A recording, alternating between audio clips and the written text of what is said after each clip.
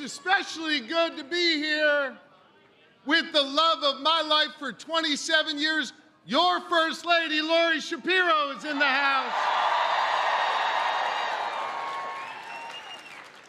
And let me tell you, it was literally 20 years ago this evening that the good people of Abington and Upper Dublin, you're in the house, I guess, right? Gave me the honor of serving as your state representative. And I want to say thank you, Montgomery County, for giving me the opportunity to serve all of you. I couldn't be more proud to be the governor of this great Commonwealth. And every single day, I'm focused on two things. First, I'm focused on those three letters, GSD.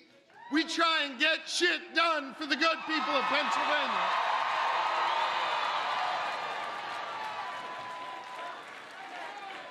And second, I'm focused.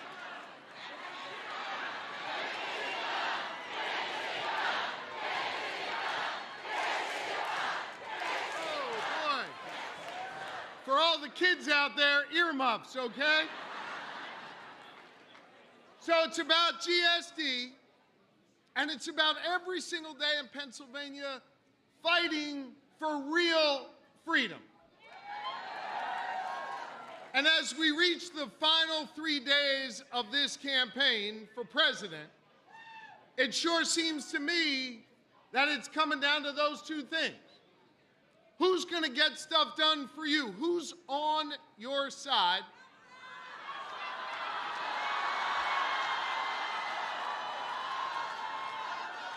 And who's going to stand up and protect your freedom? Now let's examine the record. Kamala Harris has a plan to cut taxes for small business, put more money in the pockets of the middle class, invest in our students, and make sure we create an opportunity economy in Pennsylvania.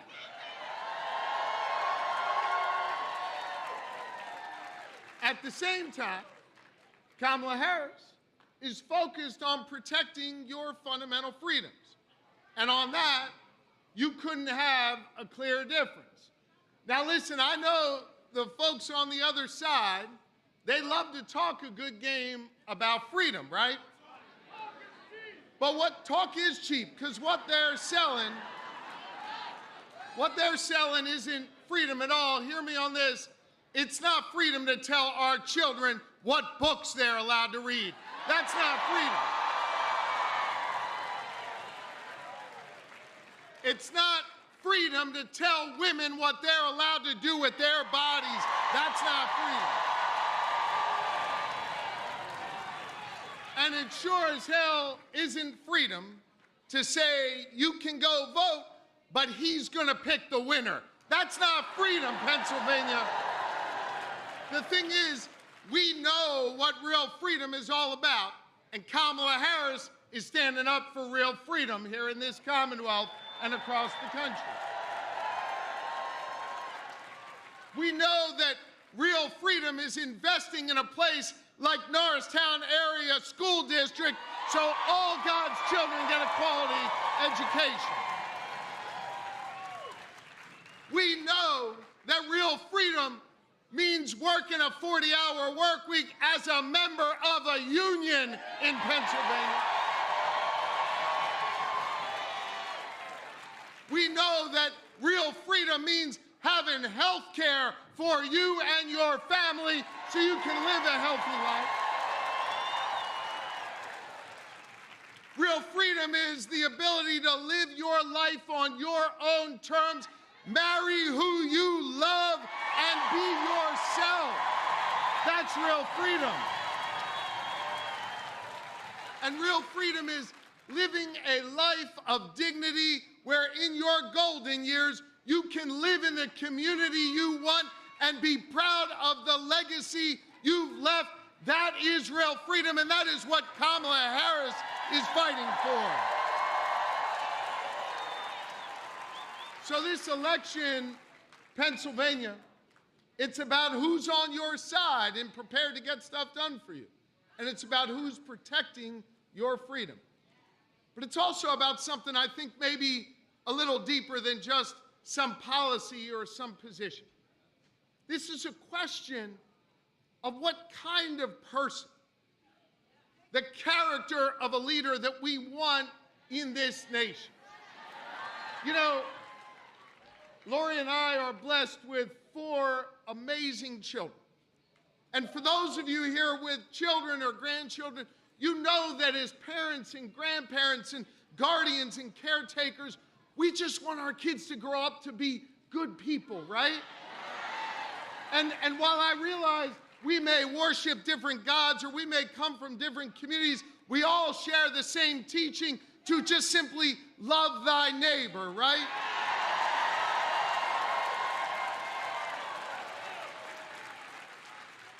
And so when I hear Donald Trump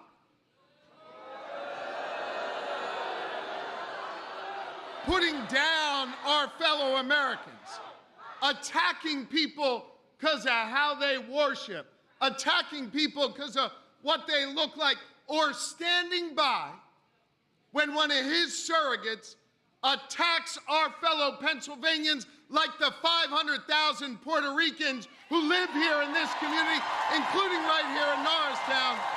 I don't like that very much. I want a president. That's right. We got to vote.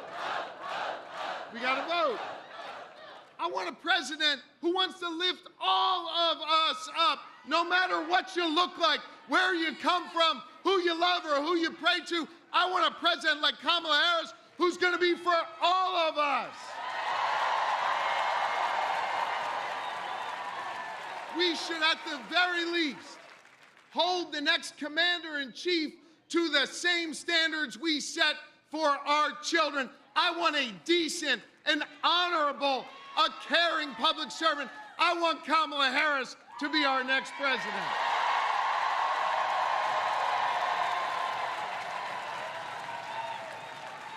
I think this election, Pennsylvania, in 3 days, yeah, of course it's about Kamala Harris and Tim Walz, and it sure as hell is about re-electing Bob Casey to the United States Senate and Madeleine Dean to the Congress of the United States.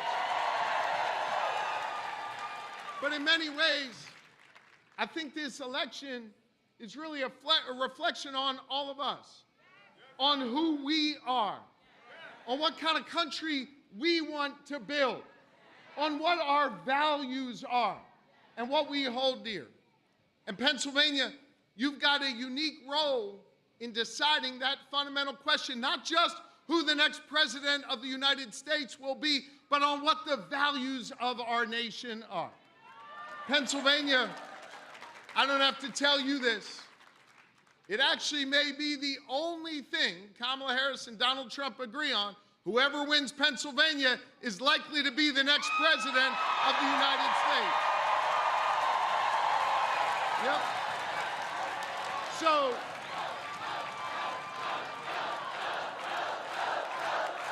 you got a lot of power here in Pennsylvania. You got a lot of power here in Pennsylvania, but you also have a lot of responsibility. And I would argue that responsibility you have is not just because we're blessed to live in the swingiest of all swing states. But I would argue it's been our responsibility for the last 248 years. Here, in the birthplace of democracy, after we declared our independence from a king, and by the way, we are not going back to a king in this country. We're not going back. We're not. We are not. No way. But about a decade after we declared our independence from a king, a band of patriots got together in our taverns and in our town squares just down the road in Philadelphia. They plotted and they planned, and then they got together at Independence Hall, and they signed a Constitution.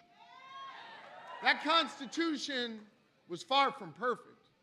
It didn't include a whole bunch of people in this room. It was a work in progress. But the beauty of that Constitution is that it set our nation on this path of self-determination, where we, the people, would be the ones to chart our own course, but where we, the people, would have a responsibility to do that hard work. Shortly after signing the Constitution, one of my predecessors as governor of Pennsylvania, Ben Franklin. It's true, he was a predecessor. Franklin walked out onto those cobblestone streets of Philadelphia. He was met by a woman who came over to him. Think about this for a moment. Women didn't have the right to vote at that moment. But yet this brave woman walks over to Franklin, looks him in the eye and says, "Mr. Franklin, what do we have here? A monarchy or a republic?" Franklin looked her in the eye and says, "We have a republic if you can keep it." Gang, those 5 words, if you can keep it, that's been our charge. That's been our responsibility, because in every chapter of our American story, it's been ordinary Americans rising up, demanding more, seeking justice, creating an opportunity for more freedom. And it's been all of us, our fellow Pennsylvanians, who have done that work generation after generation, and now the task falls to each of us. Our ancestors are watching us. They want to know in this moment, are we going to harness the energy to fight for real freedom? Are we going to stand tall on the shoulders of those who did the work before us and create a more perfect union? Are we going to think of ourselves and think of our children and our grandchildren and think of those who will come next and build a more tolerant and just and free society for them?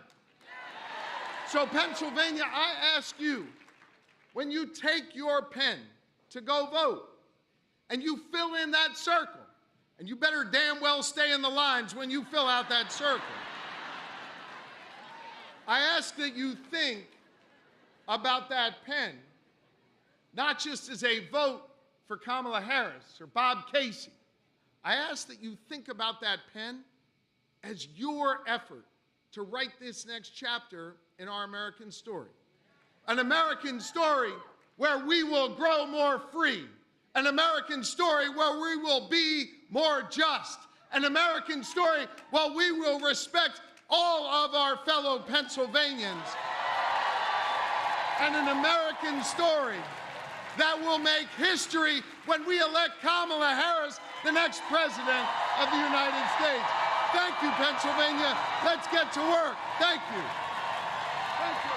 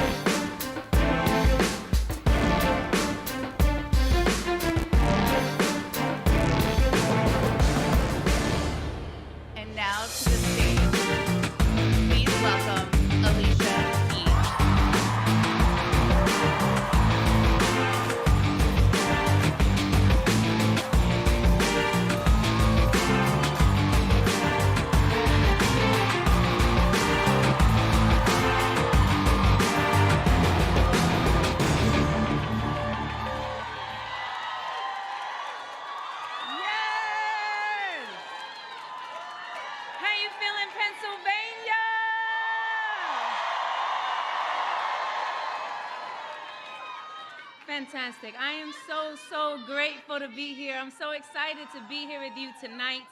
Who's ready to vote on Tuesday? That's what I'm talking about. We bring all our friends, all our family, all the people we know. Because Pennsylvania, I love you. Thank you so much for the love.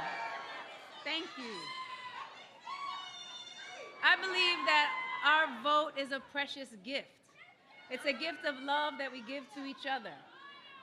But that gift wasn't just handed to us simply, you know. A woman's right to vote did not come easy.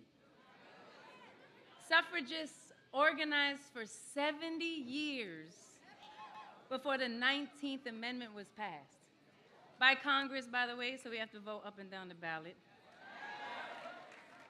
And it didn't pass the first time, and it didn't pass the second time. It didn't even pass the third time. It took 4 tries to pass, and only by 2 votes. It's been opposing forces all the way, from abolition to suffrage to this very election. But it's the difference of a vote or 2 that can change the course of history. That's inspiring to me, because sometimes we feel like, you know, it doesn't mean something when it does, a vote or 2. And getting the right vote wasn't the end of it. It took until the 1970s for women to get equal access to higher education, to be able to open a credit card in our own name, to make sure we couldn't get fired just for being pregnant. And we had reproductive freedom, but not so much now. And that's why we're still fighting today. That's why we can't get comfortable, because they're already starting to take those rights away. If it's been done already with Roe versus Wade, what makes us think that there isn't a leader in place, there couldn't be a leader in place from the other side that would say, forget equal play, forget equal pay, women don't need it, or we don't need to educate women anymore, they can just stay at home, they don't work anyway.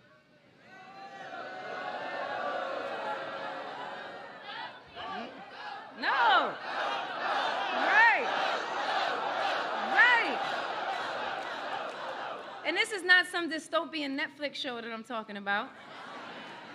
This is like the platform the other side is running on. They want to turn back the clock, but let me ask you, are we going back?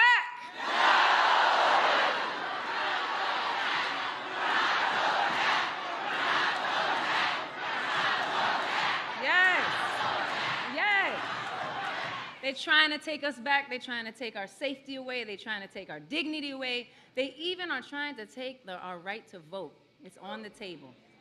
Last week, an ally of Kamala's opponent, because honestly, his name doesn't deserve to be spoken out of my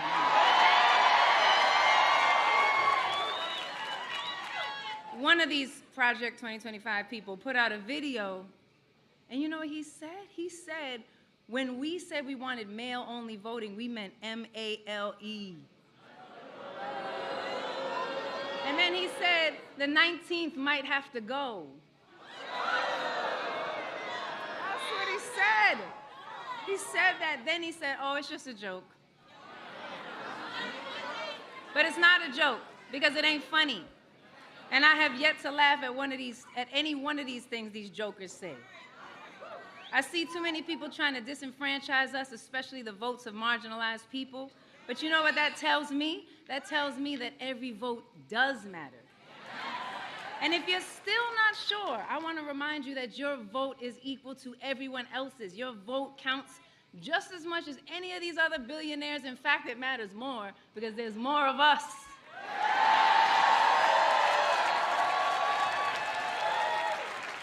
And I know it's easy to look at this uphill battle in front of us and think, I don't really matter and my vote doesn't matter, but we know better because you do matter. Your vote matters, your voice matters. And if you don't use your gift, your vote, the vote that our ancestors fought so hard for, they'll take that from us too.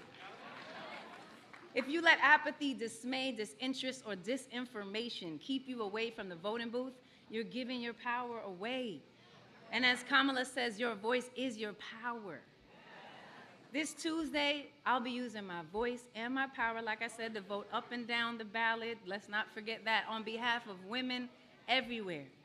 For those who can't vote, for those who are afraid to, on behalf of my bonus daughters, who young yet to vote, and on behalf of my sons as well, because I want them to grow up in a world where they can see that leadership has many faces. And that one of them looks like Kamala Harris.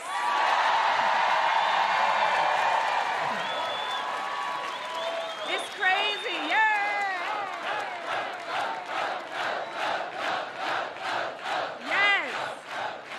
Crazy because too many people think women can't lead just because they haven't seen enough of it. When our kids look around their classrooms at the pictures of presidents on the wall, every single one is a man. One black guy. No wonder it's hard for many to imagine a female president. They've never seen one. And if they can't see it, how can they believe it?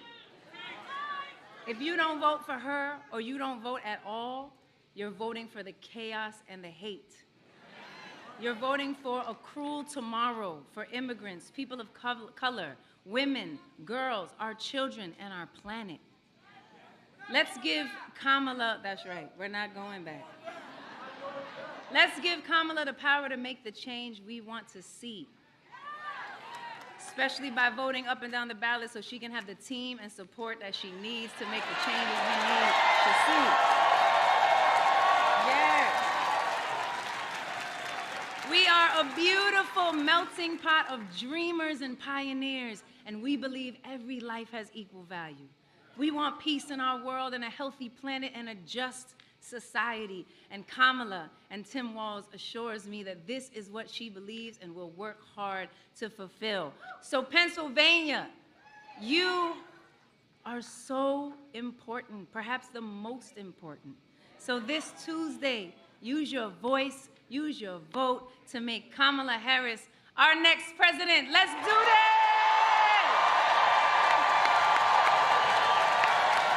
Thank you.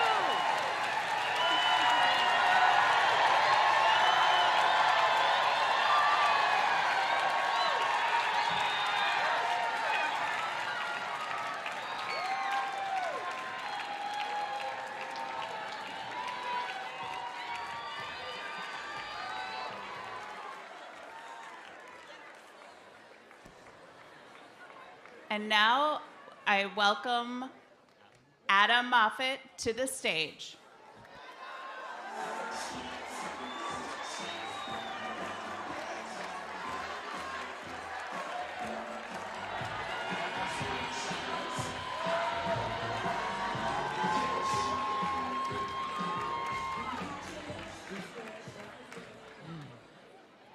Hello, everyone. My name is Adam Moffat. I was born and raised in Narson. I'm a senior at Narson High School.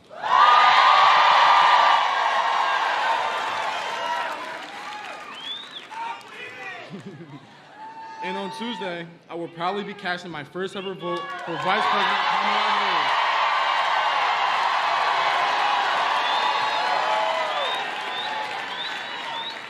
Because there is so much at stake in this election, our future is on the line.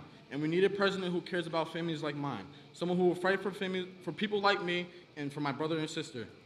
Someone who will help young people like me afford to buy a home. Someone who will cut taxes for middle-class Pennsylvanians and protect our freedom. Bottom line, we've got to get Kamala Harris in the White House. Because Donald Trump doesn't care about us. He's all about himself. He wants to cut taxes for billionaires while making it harder for the rest of us to get by. He's got nothing planned to help young people like me, just more of the same. I'll be graduating this spring, and I do not want to step out into Donald Trump's dark vision for America.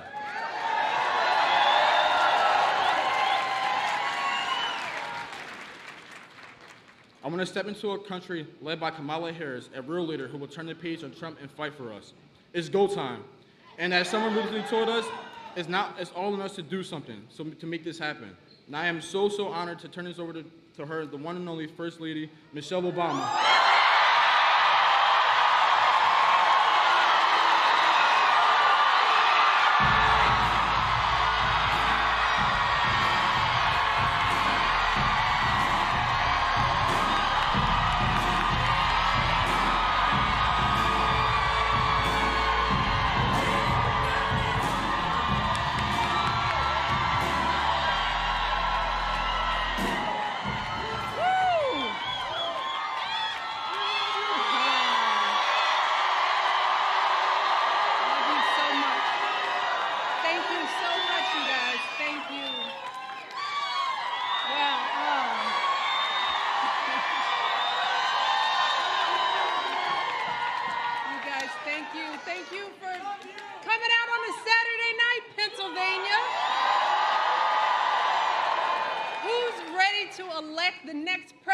of the United States, Kamala Harris.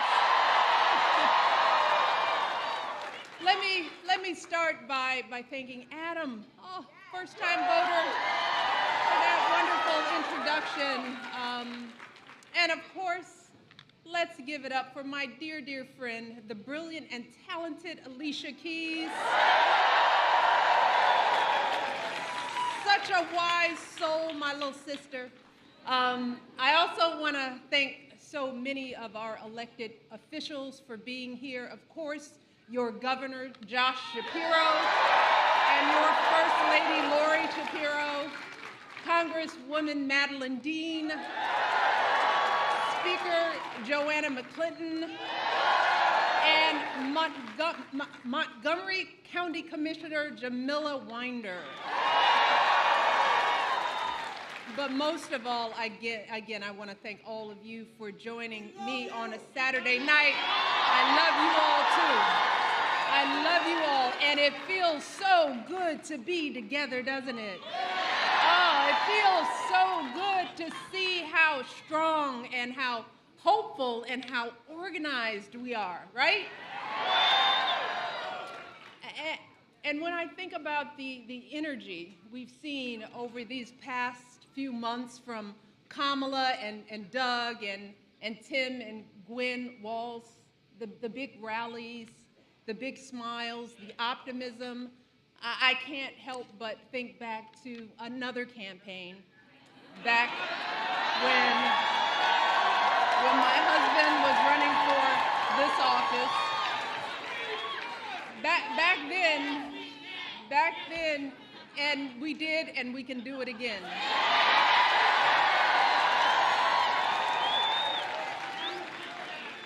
But let me just share with you, back then, we had the unique opportunity of traveling this amazing country in a way that very few Americans get to do. Talking with folks about their hopes and their struggles and their dreams.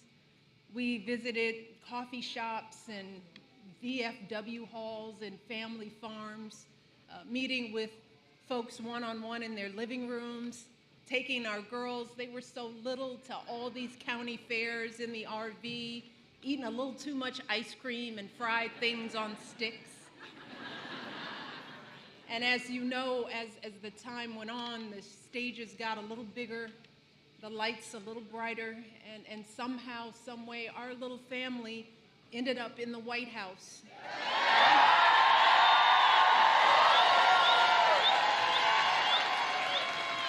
And over those 8 years, I saw this country at its fullest. I planted seeds with elementary school kids. I held baby showers for expected military moms. I laughed and danced with a 106-year-old woman in the blue room. I wept with parents who'd just lost their children in a senseless act of violence. I talked with all sorts of folks. Moms trying to build their careers while getting kids to school and putting decent food on the table. Teenagers dodging bullets on their way to school. First-generation college students struggling to find their footing on a campus where very few people looked like them. There were so many highs and lows during that time, and the range of emotions on any given day could be staggering. I'll never forget one day in June when we were in Charleston, South Carolina, consoling families at the funeral of their loved ones killed by a gunman during Bible study. And then just a few hours later, as the sun set, we were back at the White House watching it lit up in the rainbow colors of the LGBTQ flag in honor of marriage equality becoming the law of the land. I have seen every gorgeous, discordant gradient of the American spectrum, the pride and joy of gold medal winners representing this country, the resilience of wounded troops fighting to walk again, the struggles of folks trying to find work during the economic downturn, the optimism of immigrants and dreamers trying to build a better life. And looking back, what stands out most than anything during that time is the fundamental goodness we encountered folks everywhere we went. And it didn't matter if folks were fired up and ready to go or speeding off in the other direction. It didn't matter if they looked like us or talked like us or voted like us. No matter where we went, y'all, north, south, east, west, it always felt as though, even with our differences, something true, something fundamental was stitching us together. The values that have guided and nourished us for generations. I'm talking about the way my parents raised me, the way your parents raised you, that if you work hard, you can get ahead, that we look out for the least of these and love thy neighbor, that we treat folks with dignity and respect. I'm talking about all the parents doing their best to raise their children to be something more. Neighbors who drop off a meal when you have a baby or a death in the family. Farmers pitching in to help with the harvest when someone's sick. Teachers sending kids home with a sandwich so they have food in their bellies. Pennsylvania, this is who we are. This is us. This is our creed as Americans. That if we keep our feet on the ground and our eyes on the horizon, we will leave this country a little better than we found it. Each and every generation, we've done that, seeking out more justice, more opportunity, more equity, lifting more people up, bringing more people in. From slavery and segregation to the march for justice today, from suffrage to the climb up the corporate ladder, from the closet to the pride parade. Look, folks, we don't always get it right, but here in America, we rise more than we fall, y'all. That's who we are. And yet, for so much of this election cycle, we have been inundated with voices and forces that tell us another story about who we are.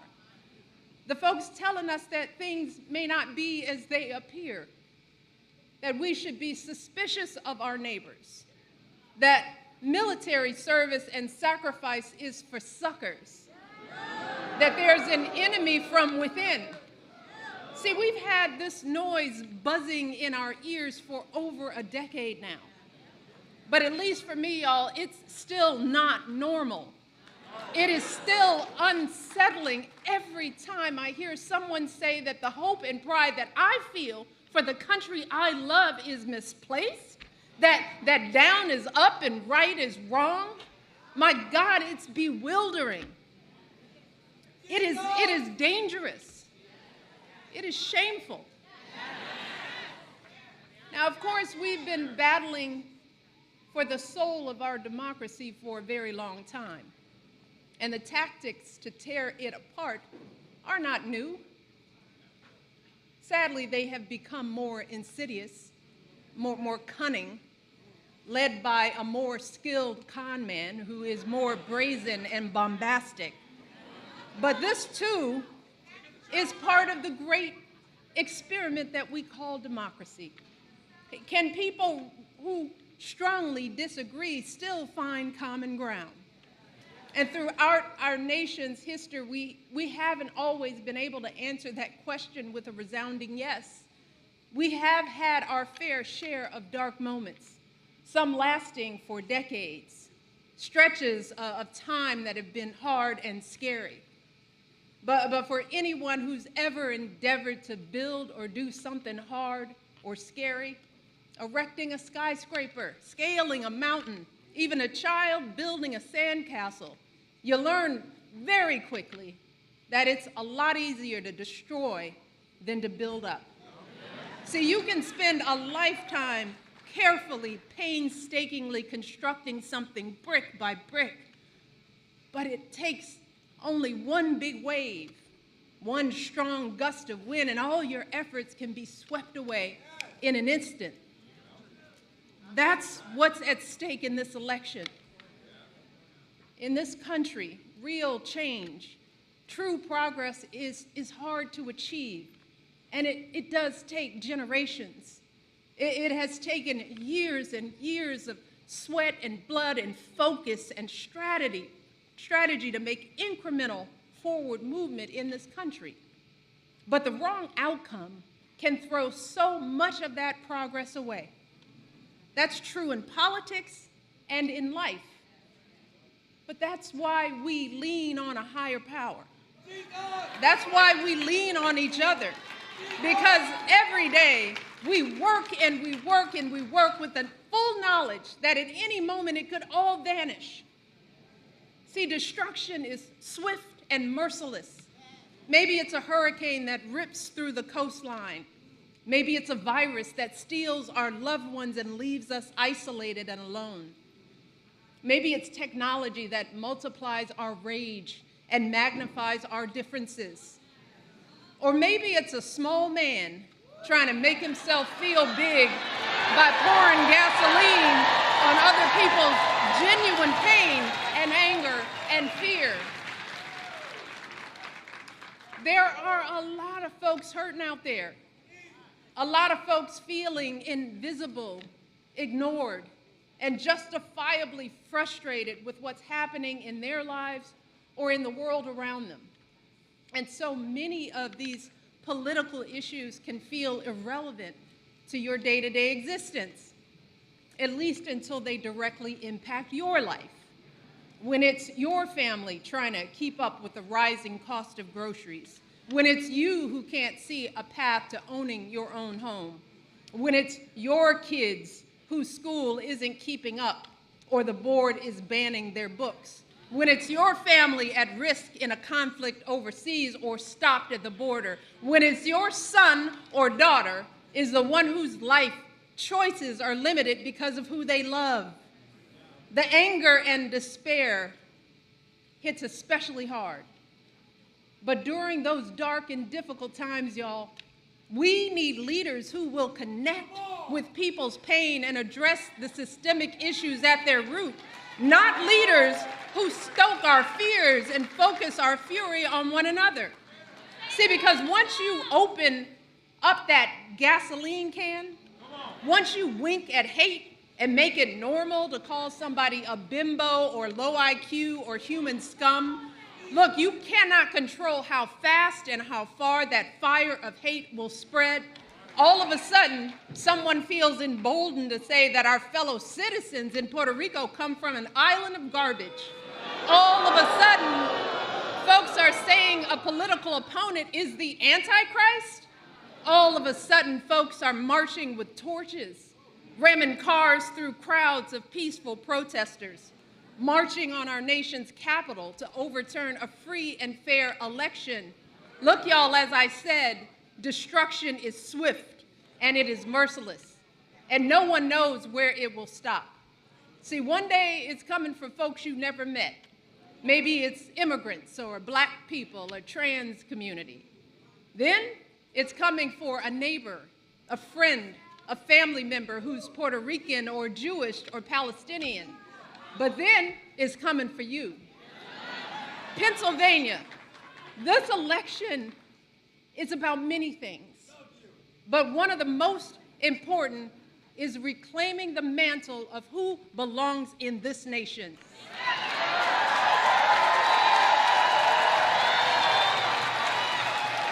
Because, let me tell you something, this country does not belong to any one group. Not it when it was built on the backs of us all. And I'm not just talking about our ancestors who toiled in the factories and fields for generations. I'm talking about every man and woman who wakes up every day and goes to a job they may not love, but who still contributes to the fabric of this nation. Folks of all races and political parties. Folks who drive buses and wait tables and fight fires and take out your trash and take care of your kids and pour concrete. The America that we love exists only because of all of our brothers and sisters. And no one, and I mean no one, has a right to a bigger stake in this country than the next person. All of our voices have merit. All of our struggles and hopes have meaning.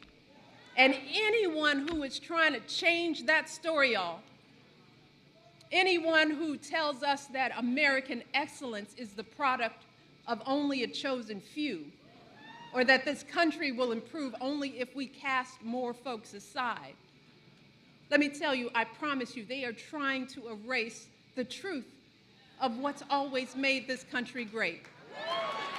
They're trying to reverse the lessons we teach our children about how you've got to work for your seat at the table, how true excellence is earned. You can't inherit it or buy it, how every life has value. Pennsylvania, that's not the type of leader we deserve.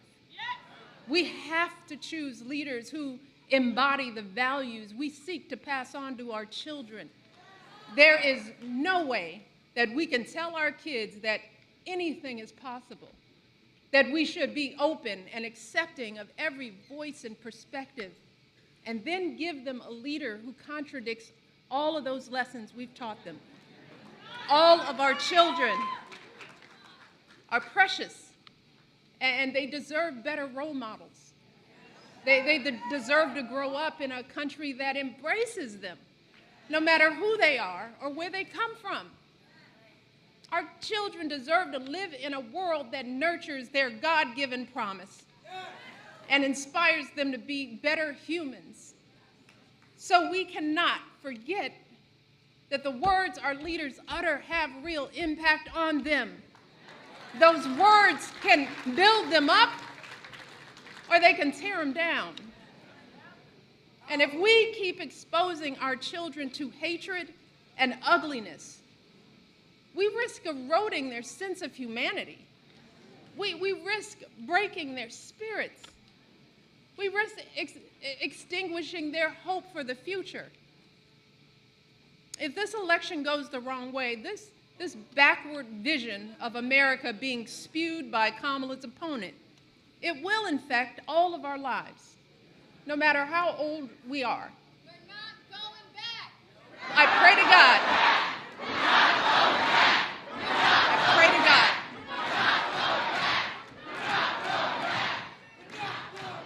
And if we fail, it will happen quickly, in concrete ways, large and small, from dismantling the Department of Education to gutting the women's health system, to prioritizing those at the top over everybody else. And it will be felt in ways less concrete. The things that happen when folks are encouraged to ignore the better angels on their shoulder and embrace the darker forces that exist within us all. The racist chants at high school sporting events, the neighbors who won't make eye contact because of politics, the walks down the street that feel a little more dangerous because you look or love or talk a little differently. The idea that we would choose that path again, y'all, it absolutely breaks my heart. And I know it terrifies so many of you as well. Look, I don't know about you, but that is not the America I know and love. It is not. But thankfully, there are a lot of good reasons for us to still have hope, y'all. Because, as Kamala said the other night, it doesn't have to be this way, y'all. In this election, we have the chance to start moving beyond this decade of dangerous upside-down thinking, beyond the constant buzz of rancor and hate, and build the work, do that work of building a more vibrant and inclusive America. Yet we can do that only if we elect a president who has all of our best interests at heart, someone with the character and strength and intellect to lead us through all the very real challenges we face, someone who can ignite the open, inclusive spirit of the next generation, someone who can reaffirm all those things we tell them, that everyone is important, that the future is something not to be feared but embraced. And we can do that only if we do everything we can these last 3 days to make sure that the next person sitting in the Oval Office is our friend, Kamala Harris.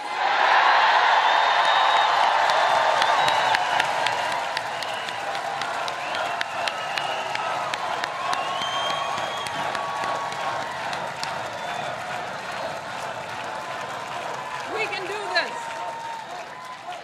Kamala's presidency will positively and profoundly affect all of our lives. Instead of someone who's only in it for themselves, we will have a president who's in it for you. Instead of someone who'd accelerate the dismantling of our women's reproductive health system, we will have a president who believes in our freedom to make decisions about our own bodies. Instead of a criminal and an abuser, we can have a president who has prosecuted lawbreakers and protected victims. Instead of someone who cozies up to dictators and denies elections, we will have a president who will work to strengthen and expand our democracy and do it all with warmth, joy, and grace.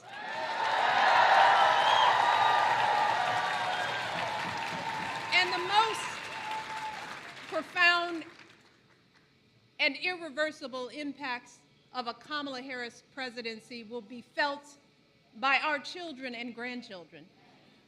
As I said before, they deserve a leader who serves as an example of the absolute best America has to offer.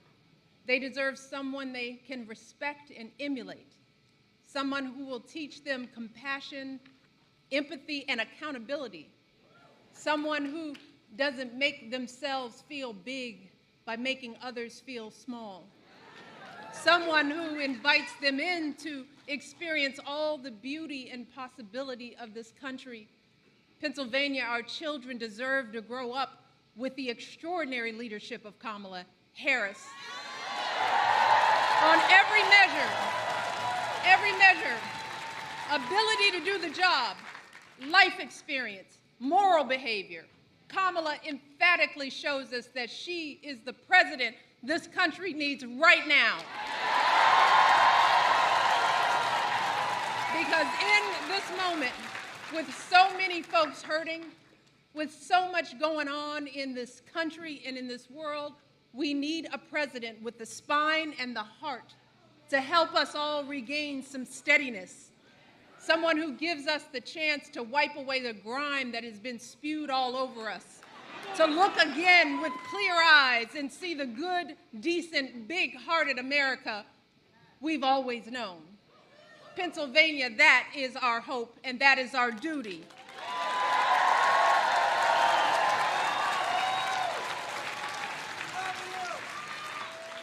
You know, y'all, last week I was in Kalamazoo, Michigan, where I met an amazing woman named Delphine Clayput. Delphine turns 100 later this month. Yeah, go Delphine. But you wouldn't have known it. She was the sweetest little thing, all smiles, sharp as a tack, with that glint in her eye, that glint like someone who understands what really matters in life. You know, you all know that look. We've seen it in so many of our elders. It's like they're holding a secret. In her hair, Delphine wore a red handkerchief with white polka dots, just like Rosie the Riveter. You see, in the 1940s, Delphine was a clerk in an American bomber factory during the war. She worked running small parts and blueprints from worker to worker. Delphine helped win a war before she was 20 years old. I mean, just think of everything she's lived through. 5 kids, 39 grandkids, great-grandkids, great-great-grandkids. Delphine has seen a stock market crash, a Great Depression, a world war, a Cold War, a daughter she lost at the age of 30. Delphine has seen Babe Ruth and Serena Williams. She's seen Selma and the internet. She's seen Sandy Hook. She's seen Roe v. Wade and its rollback. She's seen Jim Crow, I Have a Dream, and Yes, We Can.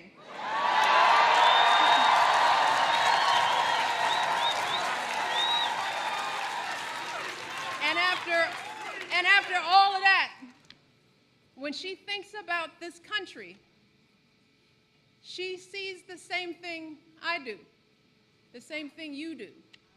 And these are her words. Delphine, I hope you're listening. She says, "This is a wonderful, compassionate country." Huh? See, that's her secret. After all she's lived through, more than anything else, she still sees compassion. She still sees our wonder. And this is what I want you all to remember. We have a lot of work to do in this country, but it is joyful work.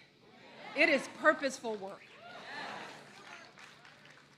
But it is an undeniable fact that we live in a more perfect union than when we started, when most of the folks in this room couldn't vote because they weren't a man or white or a landowner. It is an undeniable fact that my mother, who I lost this year, wasn't welcome at department stores as a young woman. But for 8 years, she had the best view in America from her room in the White House.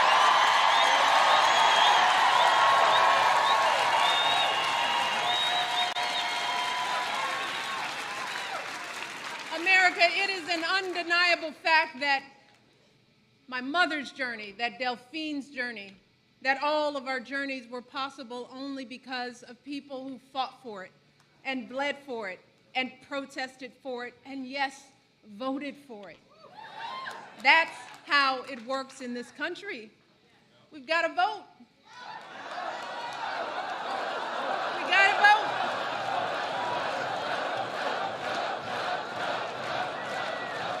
And if we care deeply, but we do not cast our ballots, the people who win those elections will not assume that we care. They'll assume that we don't. They will assume that we are happy to hand our power over to them. See, our absence will not make those in charge hear us better. And I've been at seats of power. I know how they think. See, instead, our absence will be taken as our consent. They will take our indifference as part of their mandate to do whatever they want. Folks, the process will go on with or without you. Decisions will be made, judges will be appointed, laws passed. So we have 3 days, y'all, to make a difference in this election and take part in the process. And here in Pennsylvania, a very special state y'all are in, you can do that by voting on Election Day, 7 a.m. to 8 p.m., y'all. And if you have a mail-in ballot here in Montgomery County, you can drop it off at a ballot drop box until 8 p.m. on election night. You can find the nearest location at iwillvote.com. If you don't know that, write it down. So make your plan. And after you've made your plan, after you've voted, I want to ask you to ask yourself if you can do something to help other people, to get out the vote for other people, because what you do over these next 3 days will absolutely make the difference, y'all. Let me give you just a sense. 4 years ago, the presidential race in Pennsylvania was decided by about 80,000 votes. Now, that may sound like a lot, but this is a big state. And when you break those numbers down, that's less than 9 votes per precinct. Yeah, just 9 votes per precinct determine who won Pennsylvania's electoral vote. The same year in Iowa, there was an entire congressional district decided by 6 votes. 6 votes, y'all, that's your group chat. That's your fantasy football league, or at least half of it. So just think about it. Maybe you and your friends can swing the whole presidential election. That is possible. That is the power. That is the real power that you have, especially in the state. So here's my advice. If you're feeling anxious, if you're wringing your hands about what's going to happen on Tuesday, I want you to recognize that you have the power to make all the difference for Kamala Harris and Tim Walz. So here's my questions. Are you going to sit around and complain? Or are you going to do something for Kamala Harris? Look, if your brother or your boyfriend are hemming and hawing about voting, are you willing to have an uncomfortable conversation with them to lift up Kamala Harris? Can you do that? If you have an extra afternoon tomorrow or can take the day off on Tuesday, are you willing to knock on some doors to lift up Kamala Harris? If you have a car, are you willing to drive folks to the poll to vote for Kamala Harris, y'all? This is what it's going to take, Pennsylvania. All of us doing our part. All of us putting on our polka-dotted headbands and getting our hands dirty. See, that's how we move past the shadows and into the light. That's how we usher in a new generation of leadership. That is how we manifest our love for each other, for our children, and for this country. And yes, that is how we elect the next president and vice president of the United States, Kamala Harris and Tim Walz. God bless you all. Thank you. Let's get to work. Let's get this done. Let's do this thing, Pennsylvania. We're praying and counting on you to get it done. Love you all.